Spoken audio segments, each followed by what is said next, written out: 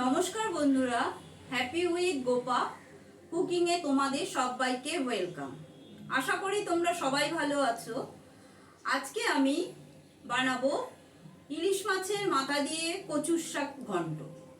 রেসিপিটা প্রথম থেকে শেষ পর্যন্ত দেখতে থাকো। এখানে আমি কচুর শাক নিয়েছি। কচুর শাকটা কেটে ভালো করে পরিষ্কার করে ধুয়ে নিয়েছি। আর এখানে 3টে আমার ইলিশ মাছের মাথা আছে। এবারে এই কচুর শাকটা আমি সেদ্ধ করে নেব। প্রেসার কুকারে দিয়ে দিচ্ছি। প্রেসার কুকারে একটু জল দিয়ে রেখেছি। জলের মধ্যে কচুর শাকগুলো আমি দিয়ে দিচ্ছি। এবারে দিয়ে দিচ্ছি এর ওপর দিয়ে অল্প করে লবণ দিয়ে দিচ্ছি। লবণটা দিলে কচুর শাকটা তাড়াতাড়ি সেদ্ধ হবে। এবার ভালো করে একটু কচুর শাকটা প্রেস করে দিচ্ছি যাতে আমি প্রেসারের ঢাকনাটা ভালো করে আটকানো যায়। এবার ঢাকনাটা আটকে আমি 2টো সিটি দিয়ে নেব। আমি এইদিকে একটা গ্যাসে কড়াই বসিয়ে নিয়েছি। কড়াইয়ের মধ্যে দিয়ে দিচ্ছি কিছুটা সর্ষের তেল। ইলিশ মাছের মাথা রান্না হবে, ওই জন্য সর্ষের তেলেই করা ভালো। তেলটা আমার গরম হয়ে এলে এর মধ্যে আমি দিয়ে দেবো কয়েকটা চিনে বাদাম। চিনে বাদামটা আমি একটু ভেজে নেব। এবারে এর মধ্যে দিয়ে দিচ্ছি কুচিয়ে নেওয়া নারকেল। নারকেল কুচিটাও আমি একটু ভেজে নেব। বাদামের সাথেই নারকেলটা ভেজে নিচ্ছি। এদিকে আমি মাছের মাথাগুলো নিয়েছি।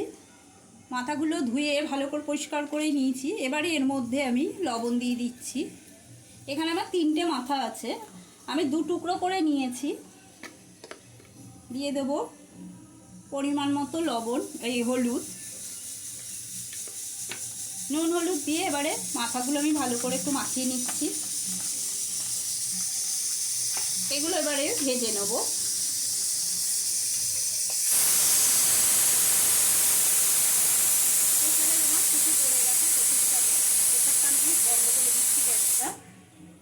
গ্যাসটা বন্ধ করে দিলাম। এবারে বাদাম আর নারকেল ভাজা তেলের মধ্যেই আমি মাছের মাথাগুলো দিয়ে ভেজে নেব।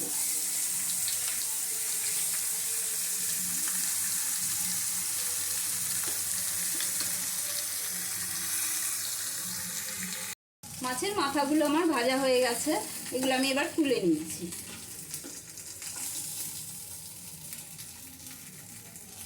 এই রেসিপিটা একেবারে সিম্পলি রেসিপি। তোমরা বাড়িতে অবশ্যই এটা বানিয়ে খেতে পারো। কচুর শাকটা আমার সেদ্ধ হয়ে গেছে। এটা আমি একটা ঝুড়ির মধ্যে ঢেলে জলটা ঝরিয়ে নিয়েছি। এবারে কড়াইতে আবারও অল্প করে সর্ষের তেল দিচ্ছি। এই রান্নাটা অল্প তেলেই হয়, বেশি তেলের প্রয়োজন হয় না। এবারে এই তেলের মধ্যে আমি একটা শুকনো লঙ্কা চিড়ে নিয়েছি, শুকনো লঙ্কাটা, আর দিয়ে দেবো কিছুটা পাঁচফোড়ন। দিয়ে দিচ্ছি পাঁচফোড়ন।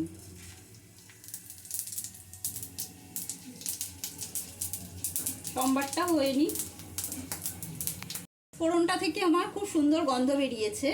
এবারে আমি এর মধ্যে সেদ্ধ করে নেওয়া কচুর শাকগুলো দিয়ে দিচ্ছি।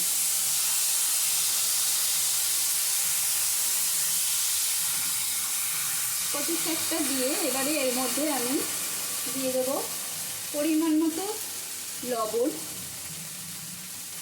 দিয়ে দিচ্ছি হলুদ গুঁড়ো। আমার চ্যানেলটা যারা নতুন দেখছো তারা আমার চ্যানেলটা সাবস্ক্রাইব করে নিও। পাশে থাকা বেল আইকনটা প্রেস করে দেবে যাতে আমার রান্নার নতুন নতুন নোটিফিকেশানগুলো তোমাদের কাছে খুব তাড়াতাড়ি পৌঁছে যায়। আর যারা পুরনো বন্ধু তারা কিন্তু সবসময় আমার পাশে থেকো, আমার নিত্য নতুন রান্নাগুলো তোমাদের কাছে পৌঁছে যাবে। এবারে এর মধ্যে দিয়ে দেবো কাঁচা লঙ্কার পেস্ট।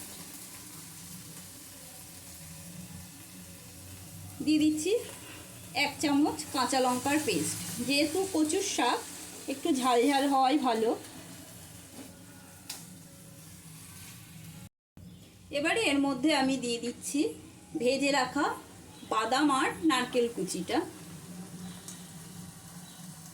দিয়ে ভালো করে একটু মিশিয়ে নেব। এবারে এর মধ্যে আমি দিয়ে দেবো ভেজে রাখা ইলিশ মাছের মাথাগুলো। আমি কচুর শাকে কোনো মশলার ব্যবহার করিনি, কোনো জিরে গুঁড়ো ধনে গুঁড়ো দিইনি।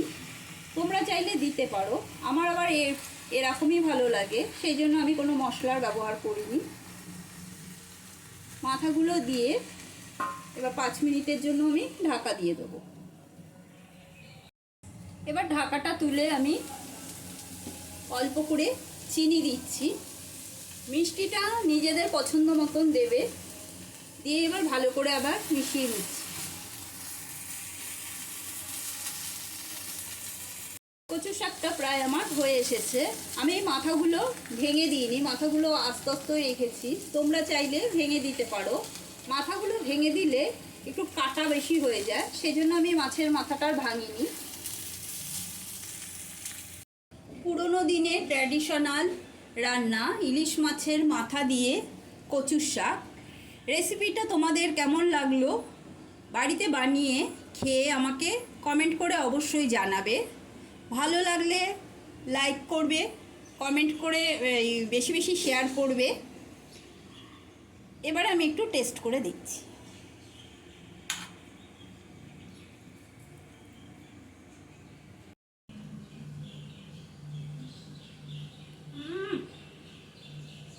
অপূর্ব টেস্ট হয়েছে। বাড়িতে অবশ্যই এটা ট্রাই করো। একেবারে সিম্পল রান্না, শুধু পাঁচফোড়ন আর শুকনো লঙ্কা দিয়ে রান্নাটা, কোনো মশলা দিইনি। অবশ্যই বাড়িতে এটা ট্রাই করো। বাড়ির সবাই মিলে খাবে, সুস্থ থাকবে, ভালো থাকবে। ধন্যবাদ।